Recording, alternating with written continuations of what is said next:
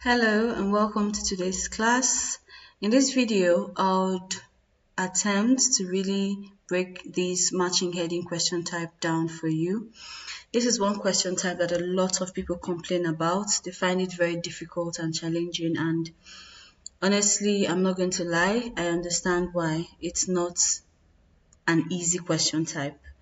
But where there is a will, there is a way, right? So if you're willing to just put in the effort, you'd be able to understand everything that you need to understand in order to master this question type. And unfortunately, it's a very common question type, whether you're taking the academic or general training module, you're going to come across matching headings, most likely, okay? So it's important that instead of running away from it or complain about it all the time, you figure it out once and for all. And, you know, so yeah, that's going to be the focus of this video. As usual, at the end of the video, you're going to have the opportunity of attempting an exercise on your own to see if what you've learned actually helped, or you need to go over the video a second time. So don't forget to like this video if it's useful to you. Don't forget to comment if you have any questions. Don't forget to subscribe and turn on the notification bell so that you're notified when next I post a very useful video like this one. With that being said, let's get to it. So this class will help you to understand what matching headings questions are and why they are used. You'd learn how to identify the main ideas in paragraphs, how to develop strategies to effectively match headings to the correct paragraphs, and you'd improve your speed and accuracy in answering this question type if you're able to pay attention and pick up the tips I'm going to be dropping in this class, okay? Now, what are matching heading questions? So matching headings questions require you to match a list of headings to the correct paragraphs or sections in a passage. So basically you'd have a paragraph, or rather a passage that has been divided into several paragraphs, and then you'd have a list of headings. So you just have to match the headings to the paragraphs. So paragraph A, you'd say the best heading for paragraph A is this heading, while the best heading for paragraph B is this heading. So you're going to match the headings to the paragraphs. Okay, that's basically what is expected of you.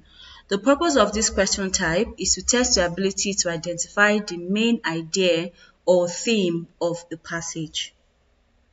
Okay, being able to do this will really help you in many other question types, not just matching headings. Now, common format, you'll be given a list of headings. So the headings will be numbered in Roman numerals, IV, and so on, and asked to match them to paragraphs labeled with letters. So in the passage, the paragraphs will be broken down. The passage will be broken down into paragraphs, and the paragraphs will be labeled. So the first paragraph will be A, the second paragraph will be B, the third paragraph will be C, and so on. And then you also have a list of headings numbered in Roman numerals. So basically, you're to say that the answer to number 1, which is paragraph A, is III, while the heading to paragraph B is IV, and the heading to paragraph C is X. So you're supposed to match the headings to the paragraphs. That means that your answers in this question type would be in Roman numerals. This is important. Your answers would be what? Roman numerals, because those are the headings, okay? So tips for matching headings questions. Number 1, read the headings first. So read the list of headings first. Before reading the passage, quickly go through the list of headings to get an idea of the topics covered. Now, while you're reading the headings, you should identify keywords in the headings. Focus on keywords or phrases in each heading that indicate the main idea. Okay, I'm always talking about taking note of keywords. Please, it's very, very important. Now, when you've carefully analyzed your headings by reading them and underlining the keywords or phrases in them, you then go to the passage. When you've read the first paragraph, you should be able to summarize that paragraph in your own words. If you read a whole paragraph from start to finish and you cannot summarize it in your own words, then most likely you did not understand it. And most likely you will not be able to pick the correct heading for that paragraph. So after reading each paragraph, summarize its main idea in your own words. If you can do this successfully, by the time you go back to the list of headings to check, the answer would present itself to you easily. Okay? Look for similar ideas. Some headings may be very similar. Pay close attention to subtle differences to choose the most accurate match. Okay, one of the reasons why many people find this question type difficult, apart from the fact that they don't understand the passage, another reason is that sometimes, okay, not all the time, but sometimes some headings seem very similar. So you'd be confused, like, okay, these two headings now can go for this passage, so which one do I pick? In such cases, just be rest assured that there are some subtle differences between them that you've just not noticed, because it's not possible for one paragraph to have two headings. That brings me to an important point. That reminds me of something. Do not ever use the same heading twice, because it's not possible for two different paragraphs to have the same heading, because that would literally mean that the two paragraphs are saying the exact same thing, which wouldn't make sense, which defeats the whole essence of paragraphing in the first place, because paragraphs are used to write about different ideas. So what I'm saying is you cannot have number 1 and 3 to both be II. If you ever have that, just be rest assured you failed at least one of them, if not both. So don't you ever use the same heading more than once. There's a similar question type that I've already made a video on called matching information to paragraph.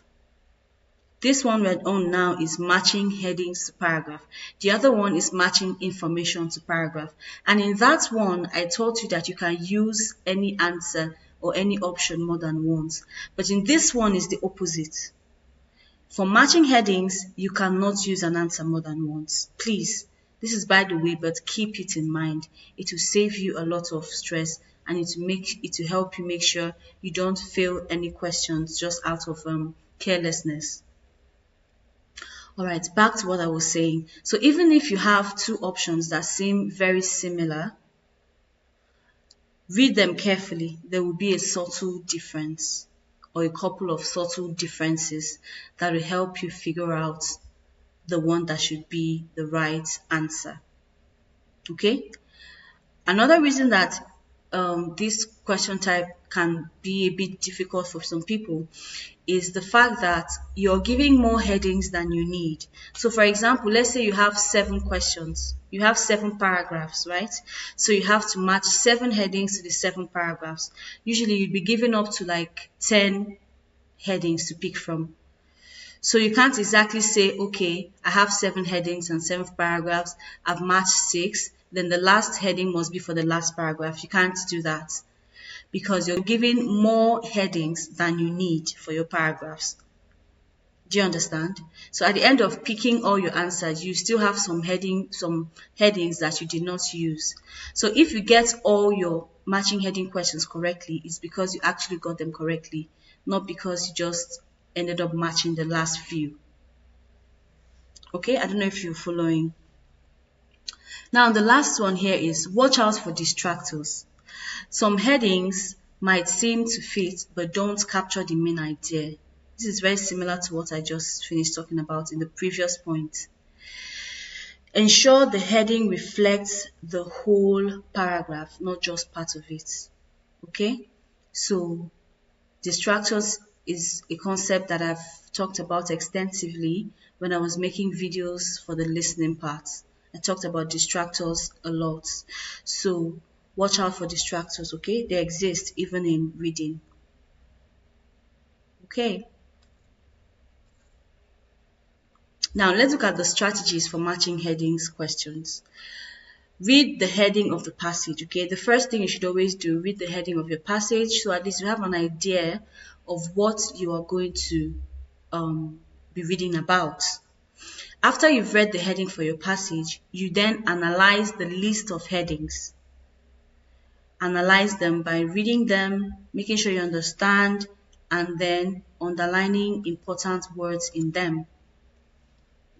Step 3, match obvious headings first. Okay, there are some that the answers will just present themselves easily. Like once you read the paragraph and come to the list of headings and read through, you'd be able to pick your heading. But there are some that would be quite challenging, maybe because it's too similar to another option, or because you've not quite understood the paragraph. Whatever reason, just make sure that you match the obvious headings first. Okay, start by matching headings to paragraphs where the main idea is very clear and distinct. That way you narrow down your options, okay, which is even the next step. Narrow down the options. For the remaining headings, narrow down the possibilities by eliminating headings that clearly don't fit.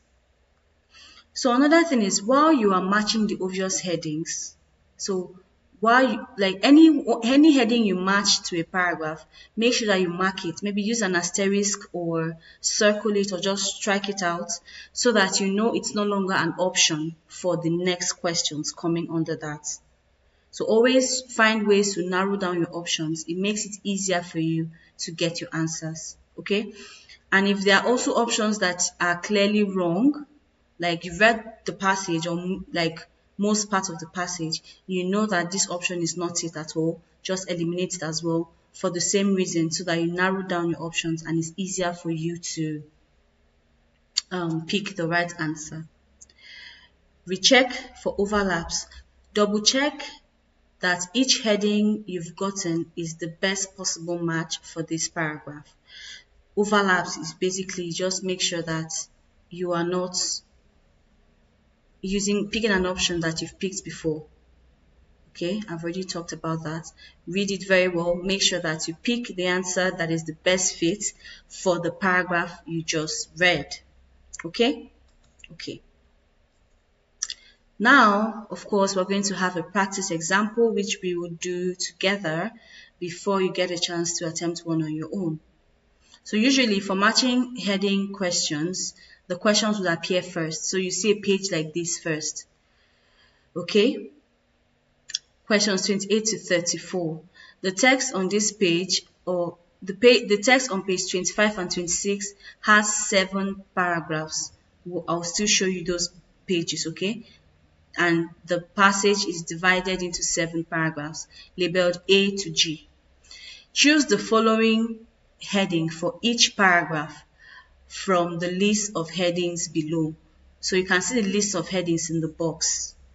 Write the correct number I to VIII in boxes 28 to 34 on your answer sheet. Okay?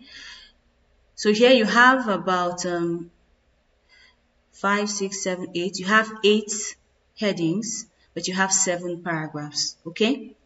You have a list of headings, and then you have the numbers 28 to 34. So number 28 is all about paragraph A. Pick the best heading for paragraph A from the list of headings in the box. First of all, go and look at the heading of the passage so that you have an idea of what this passage is going to be about. And the heading says, plastic is no longer fantastic. There is no subheading, but you can already tell that this just has a negative undertone. So plastic is no longer fantastic. It's no longer a great thing. Probably when it was discovered, everyone was like, oh my God, this is so nice. This is so fantastic. But this passage is going to tell us about the fact that it is no longer fantastic and why. Now, you go back to the questions. Step 2. Read the headings and take note of keywords in them. Steps 2 and 3. Okay, now let's read the list of headings, okay? The first heading, I, says, a time when opportunities were limited. Okay? A time opportunities were limited. II, the reasons why Ferrando's product is needed. Reasons Ferrando's products needed. A no-risk solution. A no-risk solution. 2 inventions and some fiscal details. 2 inventions and some fiscal details. The contrasting views of different generations. Contrasting views of different generations. A disturbing experience. A disturbing experience. The problem with replacing a consumer item. The problem with replacing a consumer item. Looking back at why water was bottled. Looking back at why water was bottled. Okay, so you take note of your keywords this way, and you have, an idea, you have an understanding of each heading. This is when you then go over to the passage.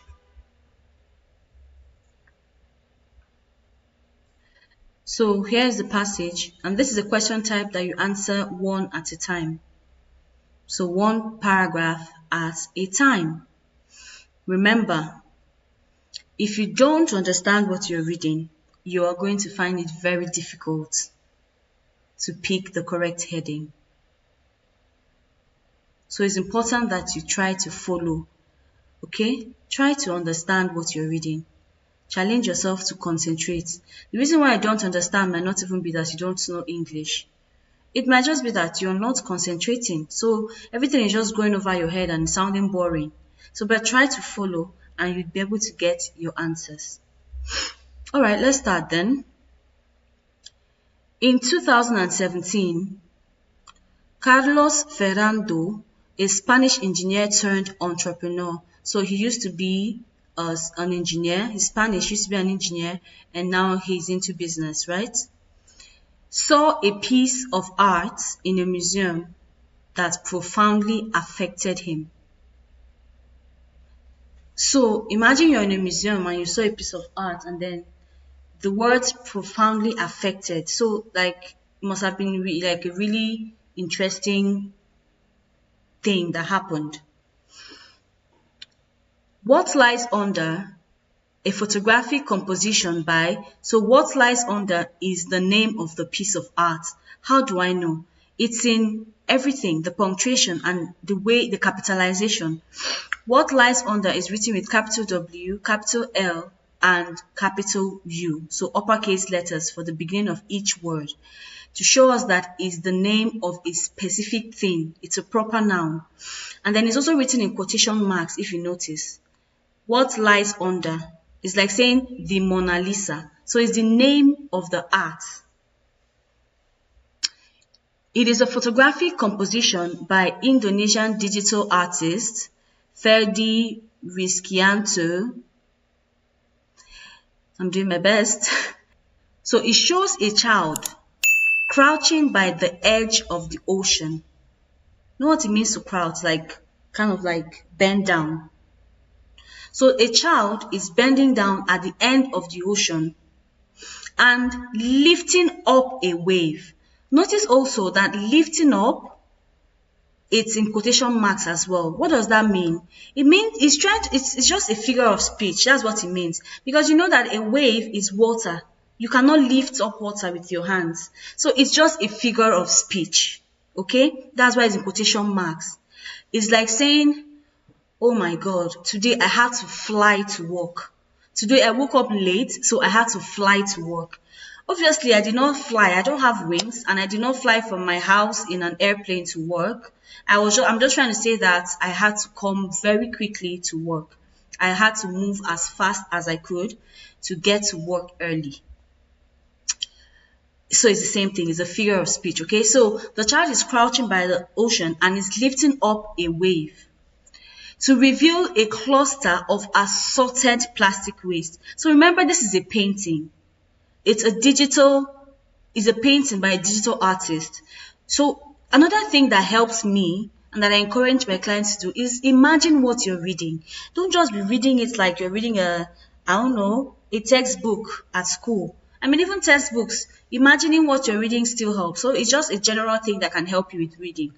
So imagine an ocean and then a little boy by the edge of the ocean, bending down, lifting up a wave, and under there is a cluster of assorted plastic waste. From polyethylene bags to water bottles, so different types of plastic wastes. The artwork, designed to raise public awareness, left Ferrando angry and filled with entrepreneurial ideas. So he just went to the museum on a normal day, to look around, and he ended up leaving there feeling very angry and filled with entrepreneurial ideas. So what an experience, right?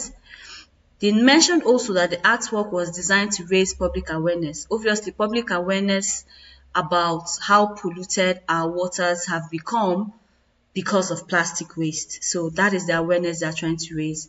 But the point of that paragraph was to tell us this Carlos Ferrando's experience that day at the museum and how this particular piece of art profoundly affected him. So, like I always say, I'm teaching. That's why I'm reading so slowly. If I was attempting this as an exercise, I'll probably be in paragraph E by now because you don't have a lot of time. But I'm trying to make sure that you understand the paragraph so that you can also understand why we pick the headings that we're going to pick. Okay?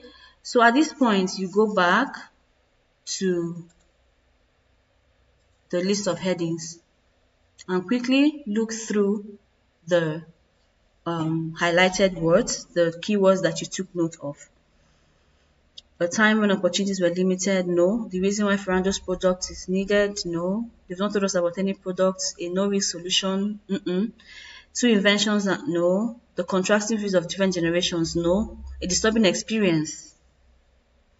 But still, read the rest though, just in case, because you might think that is the answer, but by the time you read the remaining headings, you realize that, oh, okay, no, this is actually a better answer than the one I thought before. So VII, the problems with replacing a consumer item, no. Looking back to why water was bottled, no. So the answer is VI, a disturbing experience. The experience he had at the museum was disturbing. Like, he just went there on a good day. He did not know he'd leave feeling so angry and so pushed that he would start thinking of ideas to solve the problem. So yeah, the answer is VI, which is 6. So, but your answer on your answer sheet will be VI. That's your answer for number 28. Okay, just VI. Okay, so we can just take note of this one just to remember that we've already used it for number 28. Okay? Now, what do we do next? We repeat the process. Go back to the passage, read B, go and find the answer, mark it, and come back for C.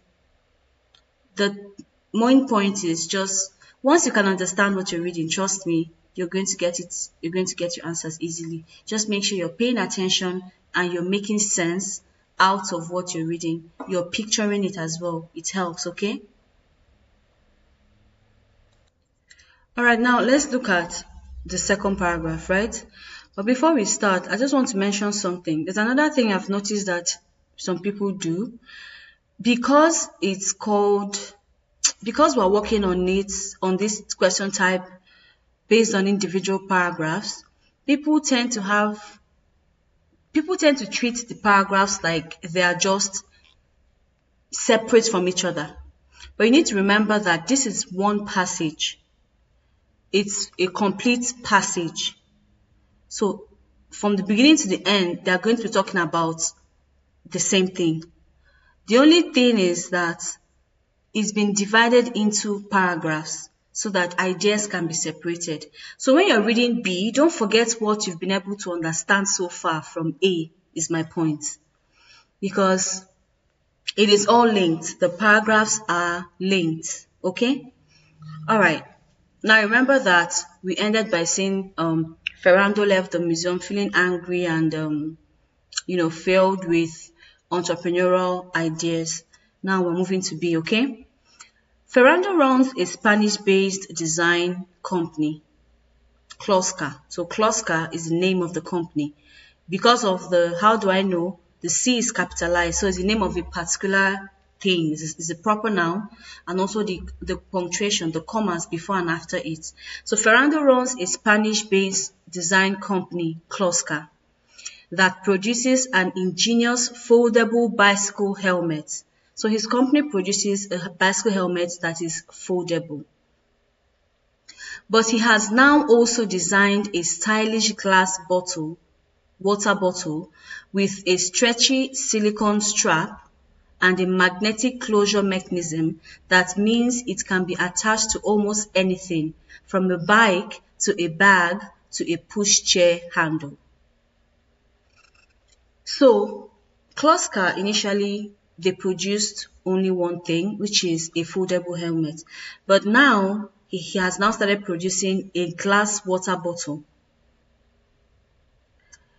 with a stretchy. They now told us about some features on the water bottle, like the stretchy silicone strap and a magnetic closure that means something that is magnetic, right? That means it can be attached to anything, a pushchair handle, a bike, or a bag. Okay. The product comes with an app that tells people where they can fill their bottles with water for free. So Ferrando did not just get angry and forget about his experience in the museum the next day.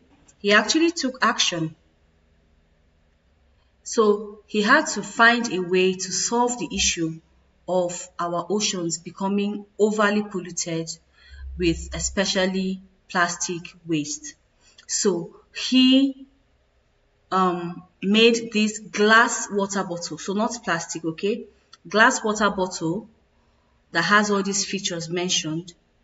And in addition to that, when you buy the water bottle, you get an app that can tell you where you can fill your bottle with water for free. So he had to go into recycling. He had to create a product that would encourage recycling instead of drinking water from plastic bottles, and after drinking the water each time we throw the plastic bottle away and take another bottle and throw it away afterwards, and all this plastic waste eventually ends up in our oceans. So he now created a glass bottle that you can recycle, and no matter where you are in the city, once you enter the app, it can tell you that okay, in a short distance from here you can find a place to get clean water for free to refill your bottle. So that was his invention, and I think it's really a genius invention. Okay, so that is it. Now you go to the headings. A time, opportunity, or limited? No. Reasons why foreign product is needed. They've told us about its product, but they've not explained why it is needed. Pay attention. II is reasons. Why? Reasons in plural. Why his product is needed. So far in this paragraph, we've read about the two products he's made, but they've not explained reasons why it's needed. So pay attention. Don't fall for these traps. A no-risk solution, two inventions and some fiscal details. Okay? We keep IV in mind and we keep reading. Contrasting views of different generations, no. We skip the next one because we've used it. The problems with replacing a consumer item, looking back at why water was bottled. IV is the answer. Two inventions and some fiscal details. What are the two inventions from that paragraph? The foldable helmet that they first mentioned, and then now the glass water bottle, and some physical details. What are the physical details? They mentioned that it has a silicone strap, and it's first of all it's glass, and then it has a silicone strap, and then it has a magnetic closure mechanism that can be attached to anything. So those are some of the physical details of the bottle that they mentioned. I hope you're following. So this IV would be the answer to number 29, which is paragraph B. Okay? So that's how it works. You go back again for paragraph C. The intention is to persuade people. Remember, always remember that whatever you're reading now is still linked to the previous paragraph. And that one stops at, it comes with an app that can help you fill your bottles with water for free. The intention is to persuade people to stop buying water in plastic bottles. Now they're telling us the intention, the reason for the product, thus saving consumer money and reducing the plastic waste piling up in our oceans. So if people stop buying plastic water in plastic bottles, two things will happen. The consumers get to save their money and the plastic waste piling up in our oceans would reduce. These are the reasons for his invention. In fact, there are some people that will tell you as a tip for matching headings to just read the first and last sentences in the paragraphs. The reason I don't push this idea or this strategy so much, I'm not saying it's wrong, but the reason I don't push it so much is that I've worked with a lot of people and I've seen how people receive things. That strategy does not work every single time. If you try it for the first two paragraphs we've read, you'd realize that it will not work. Just reading the first and last statements will not give you the right answer. But for C, if you apply that strategy to C, it will work. So the reason I don't push it so much, obviously I believe it's useful. That's why I'm even mentioning it at all. But I'm just saying that don't see that as the way to go. There are people that just believe that, okay, they'll just tell you, read the first and last sentences, and people just start doing it and they still wonder why they're still failing their answers. It's because it doesn't work all the time. The reason people say that is because normally the first sentence of a paragraph is called the topic sentence and is designed to carry the main idea in that paragraph. While the last sentence is usually like a recap of what the paragraph was about. Many paragraphs are written that way, but not all. So you can use that sometimes, but don't take that as the strategy, the ultimate goal, the ultimate strategy to getting all your matching heading questions correctly, because it will not work all the time, as you can see. But this time is working because only the very first sentence has already told us the reasons for this invention, which is one of the headings, right? Which is II. The reasons why Ferrando's product is needed. But let's read the rest of the paragraph just to be safe, okay? Bottled water is now, notice that there's a quotation mark at the beginning before bottled. So this is quoting what someone has said. So understanding these little things can really make a difference. Bottled water is now a $100 billion business, and 81% of the bottles are not recycled. So very few people actually reuse the plastic bottles. 81% just throw them away.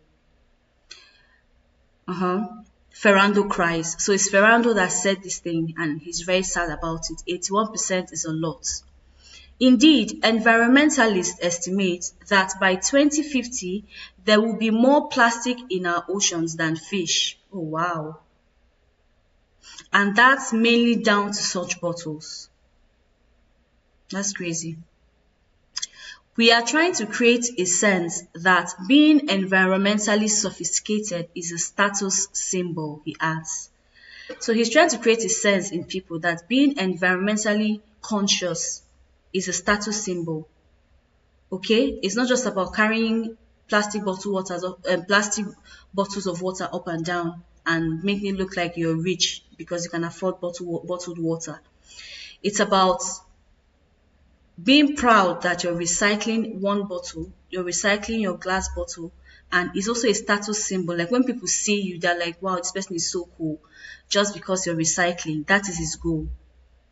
So we are trying to create a sense that being environmentally sophisticated is a status symbol, he adds. We want people to clip their bottles onto what they are wearing to show they are recycling and to look cool.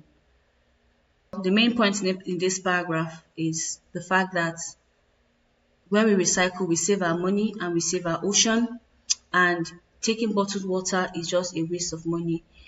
And the fact that a lot of these bottles are not recycled is just a complete waste. But his idea of using this glass bottle can solve the problem of just wasting money for no reason. So I hope we can all agree that the answer is II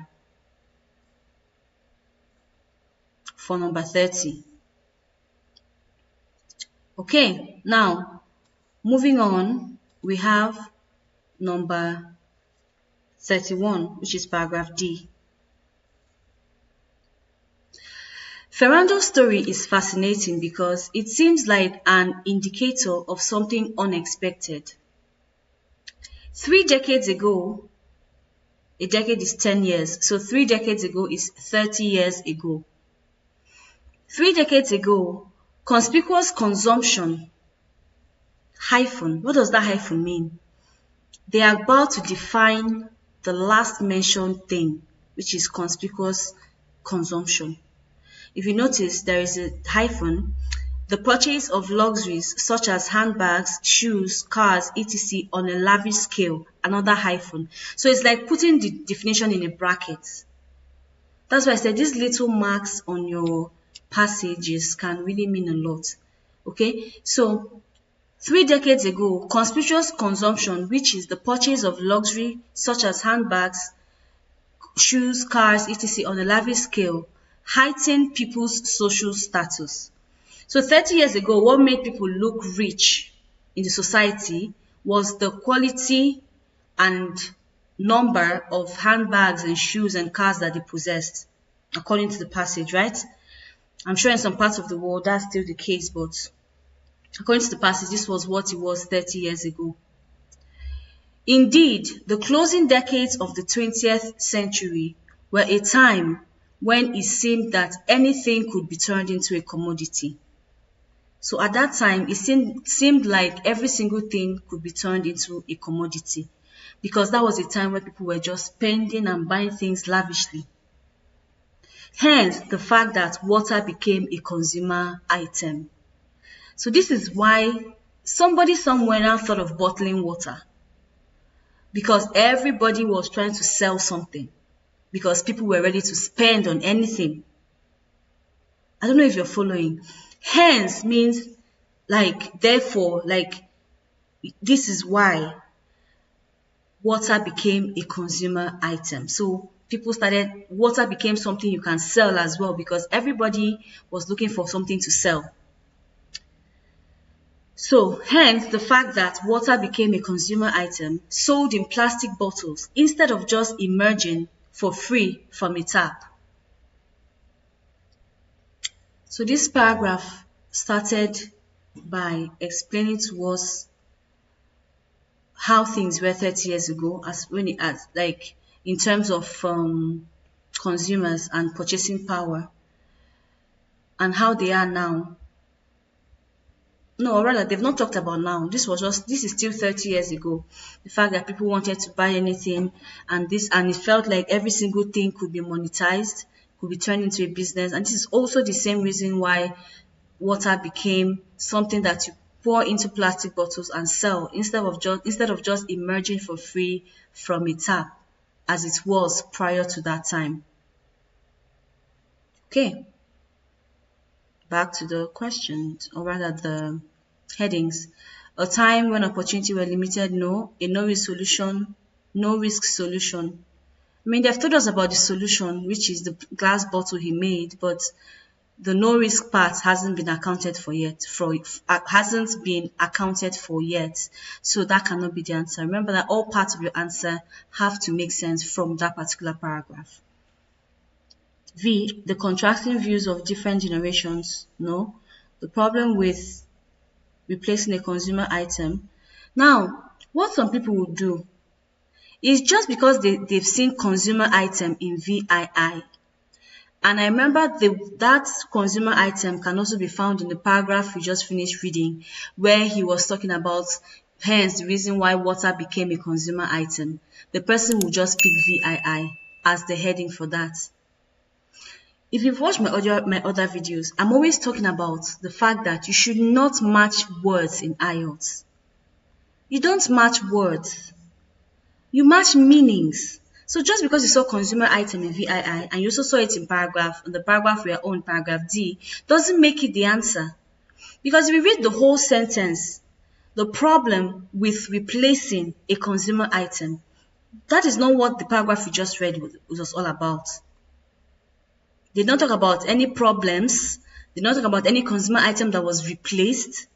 So it's not the answer. Don't fall for these traps, okay?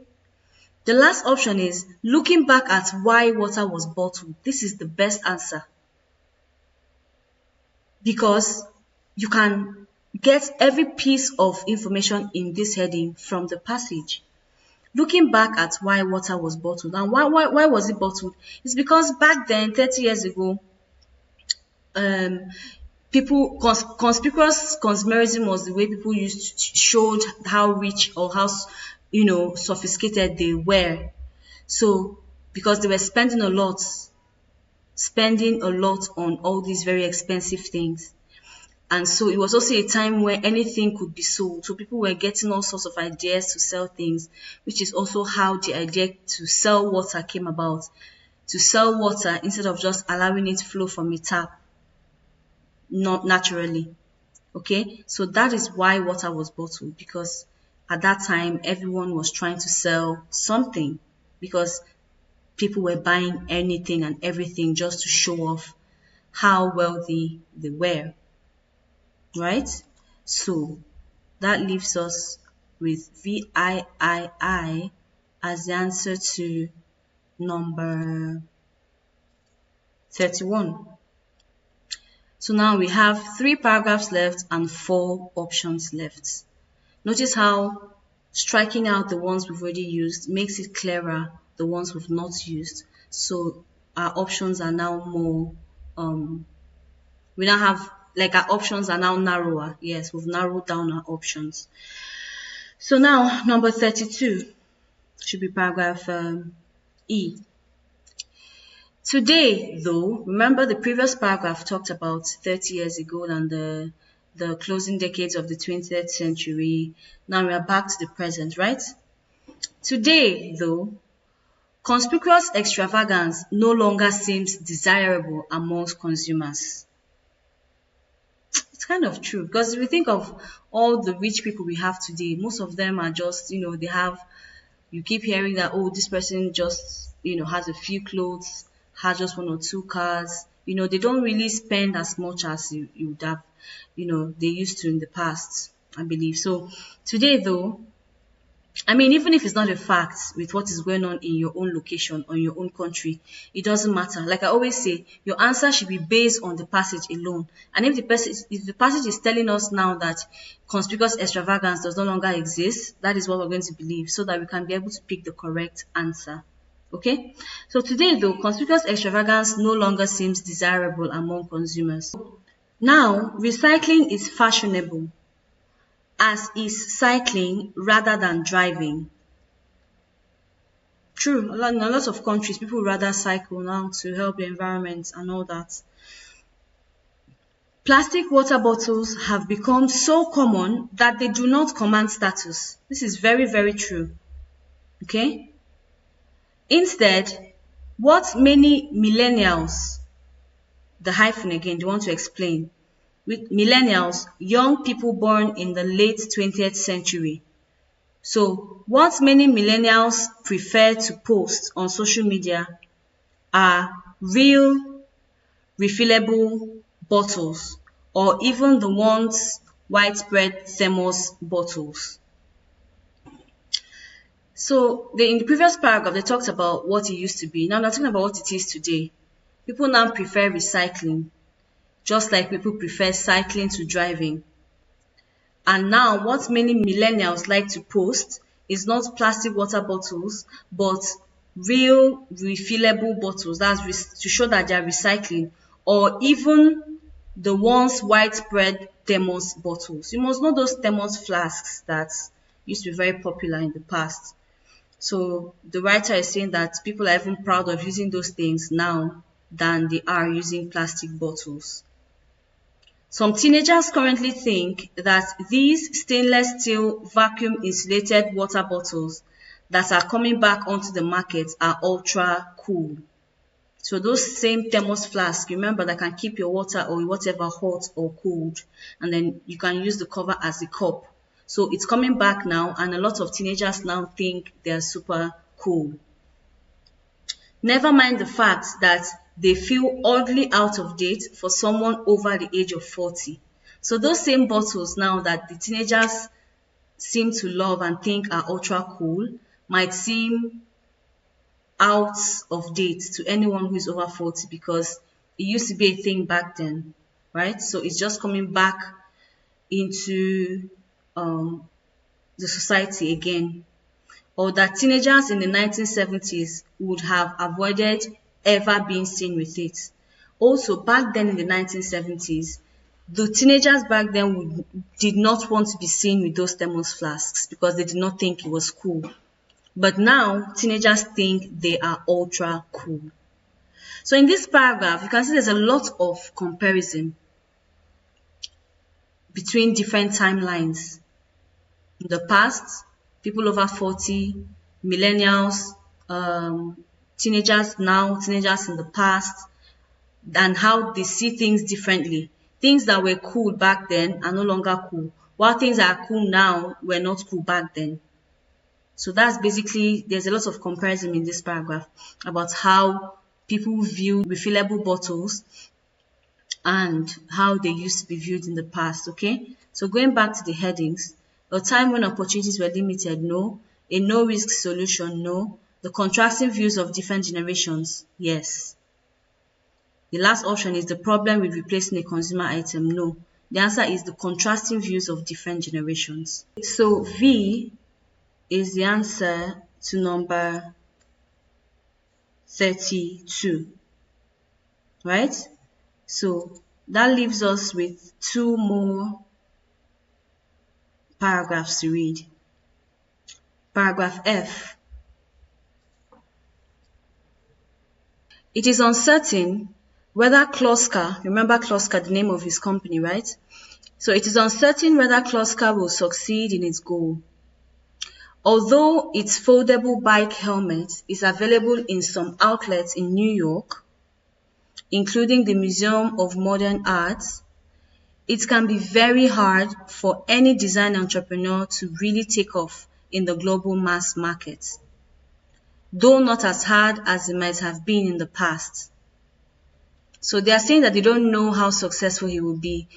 You know, yes, his product is being sold, and it can even be found in some outlets in New York, and it's also in a museum of modern art. But it's usually very difficult for such products, you know, to take off in the global mass markets, like to go worldwide, though not as hard as it might have been in the past. So now they want to take us to the past. If an entrepreneur had wanted to fund a smart invention a few decades ago, he or she would have had to either raise a bank loan, borrow money from a family member, or use a credit card. Things have moved on slightly since then. So pay attention. This paragraph started by telling us that it might be a bit difficult for him to sell his products globally, but not as hard as it used to be. And they now said, if somebody wanted to start a business a decade ago, he had three options really only. Either he or she would have to raises a bank loan, that's borrows from the bank, or the person will have to borrow from a family member, or the person will have to pay for it themselves using a credit card.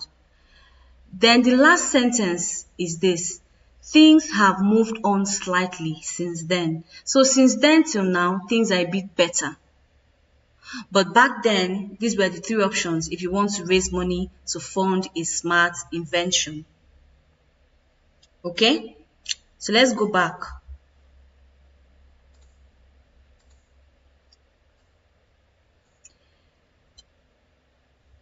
I, a time when opportunities were limited. III, a no-risk solution.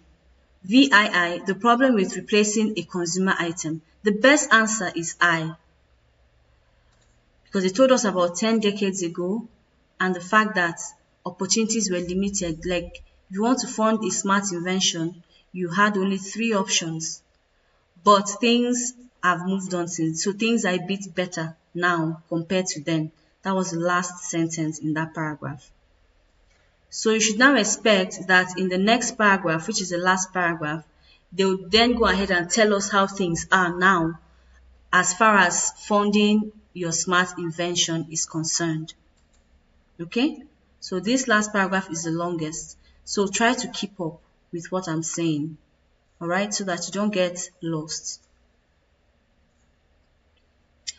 Entrepreneurs are still using the last 2 options. So if you refer back to the previous paragraph, the last 2 options are borrowing money from a family member and using a credit card. So they are still using those 2. But some are also tapping into the ever-growing pot of money that is becoming available in the management world for corporate social responsibility, CSR investments. Even if you don't understand what all this is, just keep reading. And then there are other options. So they just mentioned one option. So in addition to the last 2 mentioned in the last paragraph, they just mentioned one option, which is this CSR investment. And there are other options too. So now there are more options. You're not just limited to 3 options. There are now other ways to raise money to fund a smart invention. And the first one they've mentioned is this CSR. And then there are other options for those who wish to raise money straight away. Ferrando posted details about his water bottle venture on a large, recognized platform for funding creative projects. So I don't know, maybe something like GoFundMe. So he posted his idea on this platform that can help you fund such businesses, such creative projects. He appealed for people to donate $30,000 of seed money. A hyphen again to explain to you what seed money means. It's the money he needed to get his project going. So seed money is the money you need to start up a business.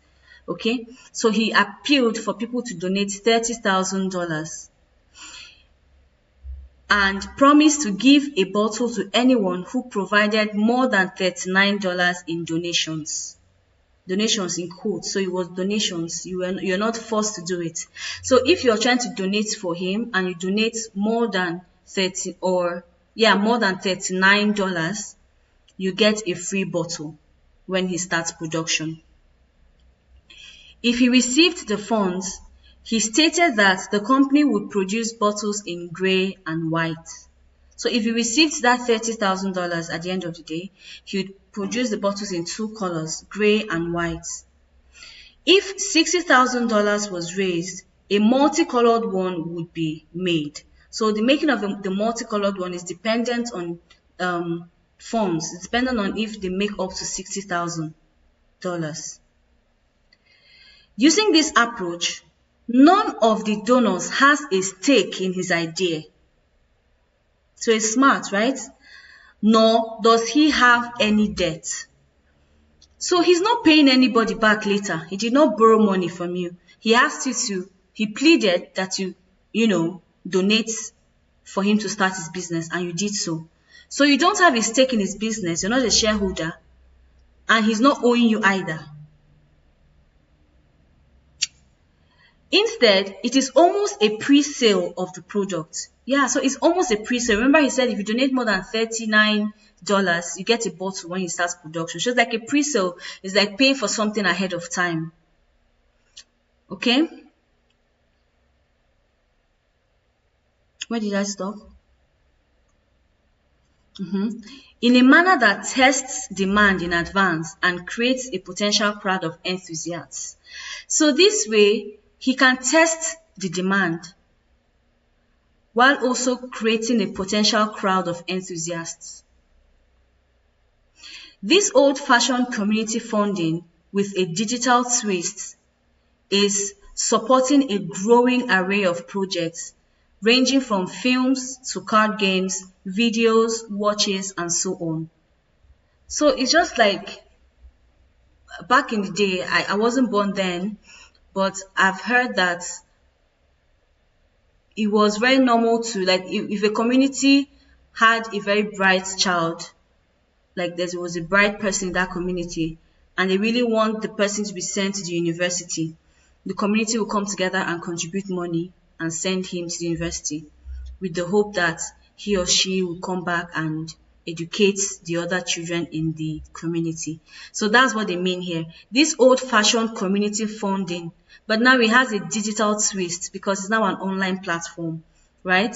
So this old-fashioned community funding with a digital twist is supporting a growing array of projects ranging from films to card games, videos, watches, and so on. And at last count, so finally, at last count, Kloska had raised some $52,838,000. Okay,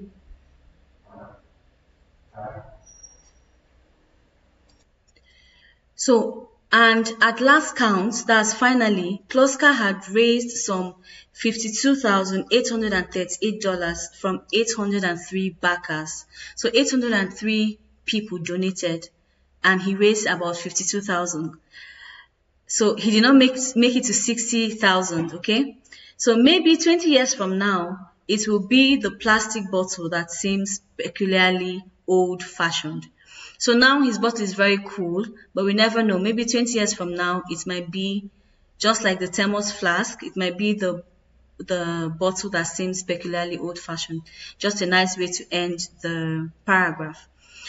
But the whole point, remember, let's not forget what we're trying to do here. The whole point in this paragraph is to understand what the paragraph is about. What's the main idea in the paragraph? And the main idea here is how smart businesses are funded today. How smart businesses are funded today. And they talked about how he raised his own money and how, it was a very smart move because at the end of the day, he's not in debt. No one has a stake in his business. These are just people that voluntarily donated to help him start his business. Okay? So he was able to raise a good amount of money.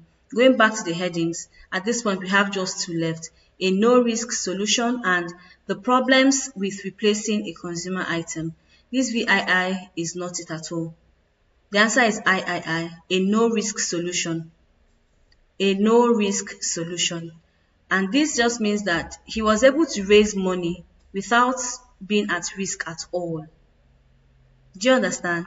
He raised money to start his business without being in debt, without having anybody having a stake in his business. So he found a way to he found a solution to raising money for his business without incurring any risks. So that is why the last paragraph G and number 34 answer is III. So VII is the one option that we did not use. So that's how it works, right? If you're able to understand, once you're able to understand what you're reading, this question type will not feel as difficult as it has been feeling prior to now. Just make sure you're following the story and you'll be able to pick your answers and you'll be confident in the choices that you make, okay? So now it's time for you to practice. Okay, these are the answers we just got, right? VI, IV, II, VIII, VI, and III, right? Okay. Common mistakes to avoid. Matching based on keywords alone. I talked about this. Do not match words, okay? Overlooking the first and last sentences. I also talked about this. These often contain the main ideas. Often, not always. I've already explained this as well. Ignoring synonyms. Headings may use different words to express similar ideas as those in the passage. So, pay attention to synonyms and paraphrasing, okay? So now this is the one you're going to attempt on your own. So you have 28 to 33. You can see it's the exact same format, just a different type of passage, a different topic. And here is the passage. As usual, I'm taking off my camera bubble right now. So the heading says feathers as decoration in European history. The same way, read paragraph A, make sure you understand it. Go back to the list of headings, pick the one that best fits paragraph A, strike it out to narrow down your options, and then go back to read paragraph B. But remember to go through your list of headings first, taking note of all the important keywords in the individual headings. Okay, so it's the same thing. So you'd have some time now to attempt this exercise, and at the end of the video you'd be able to see the correct answers. Anyone that you fail, any answer that you did not get correctly, make sure that you go back to the passage and review your mistakes so that next time you wouldn't make the same mistake. Okay, if you have any questions, remember to leave them in the comment section below. If you've gotten to this point of the video, then that means you really enjoyed it and you're learning. So please click on the subscribe button and also turn on the notification so that the next time I post a video like this one, you'd know and you'd benefit from it as well. Don't forget to like and share this video to anyone you know that might need it. Alright, see you in the next one. Bye.